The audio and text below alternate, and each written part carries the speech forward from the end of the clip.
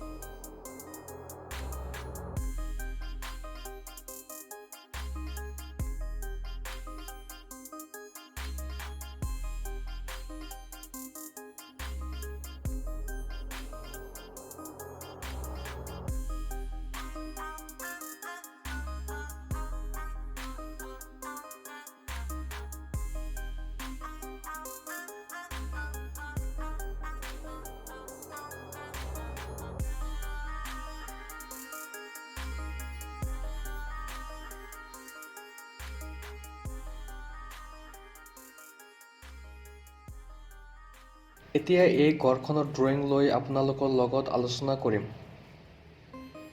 ঘৰখনৰ দিশ দিয়া আছে 24 ফিট আৰু প্ৰস্থ ৰাখিছোঁ 20 ফিট। এইটো ছাইডত ইয়াৰ পৰা ইয়ালৈকে 6 ফিট 6 ইঞ্চ দিয়া আছে।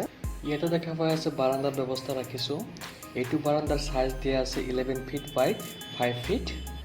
বাৰাণ্ডাৰ পৰা ঘৰৰ ভিতৰত যোৱাৰ কাৰণে ইয়াতে দৰ্জা ৰাখিছোঁ। এইটো দৰ্জাৰ চাইজ দিয়া আছে 3 ফিট বাই 7 ফিট। এইটো দৰ্জা দি আহি ইয়াতে দেখা পাই আছে ড্ৰয়িং ৰুমৰ ব্যৱস্থা ৰাখিছোঁ। এইটো ড্ৰয়িং ৰুমৰ চাইজ দিয়া আছে 10 ফিট 6 ইঞ্চ বাই 8 ফিট। ড্ৰয়িং ৰুমৰ কাৰণে ইয়াতে আৰু ইয়াতে খিৰিকীৰ ব্যৱস্থা ৰাখিছোঁ। এইটো খিৰিকীৰ চাইজ দিয়া আছে 4 ফিট বাই 4 ফিট আৰু এইটো খিৰিকীৰ চাইজ দিয়া আছে 5 ফিট বাই 4 ফিট। আপোনালোকে ড্ৰয়িং ৰুমৰ পৰা গোটেইকেইটা ৰুমৰ ভিতৰত যাব পাৰিব। ইয়াতে দেখা পাই আছে 1 নম্বৰ বেডৰুম ৰাখিছোঁ। এইটো 1 নম্বৰ বেডৰুমৰ চাইজ দিয়া আছে 12 feet by 9 feet 3 inch. 1 number ৰুমত সোমোৱাৰ কাৰণে ইয়াতে দৰ্জা ৰাখিছোঁ।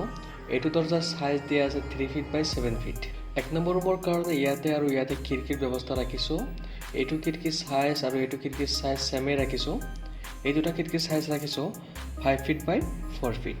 এই ঘৰখনত যিমানকেইটা ভেণ্টিলেটৰ ব্যৱহাৰ কৰা হৈছে গোটেইকেইটা ventilator size 3 feet by 2 feet দিয়া হৈছে। ইয়াতে দেখা পাই আছে 2 নম্বৰ বেডৰুম ৰাখিছোঁ। এইটো 2 নম্বৰ বেডৰুমৰ চাইজ দিয়া আছে 12 ফিট বাই 9 ফিট 3 ইঞ্চ।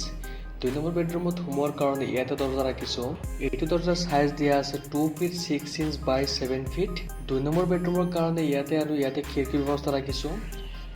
এইটো খিৰিকীৰ চাইজ ৰাখিছোঁ 5 ফিট বাই 4 ফিট আৰু এইটো খিৰিকীৰ চাইজ 5 ফিট বাই 4 ফিট দিয়া হৈছে। ইয়াতে দেখা পাইছে কিটচেনৰ ব্যৱস্থা ৰাখিছোঁ।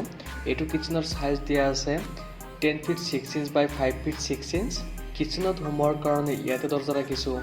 এইটো দৰ্জাৰ চাইজ দিয়া আছে 3 ফিট বাই 7 ফিট। কিচেনৰ কাৰণে ইয়াতে খিৰিকী ৰাখিছোঁ। এইটো খিৰিকীৰ চাইজ দিয়া আছে 4 ফিট বাই 4 ফিট। ঘৰৰ পিছফালে যোৱাৰ কাৰণে ইয়াতে দৰ্জাৰ ব্যৱস্থা ৰাখিছোঁ।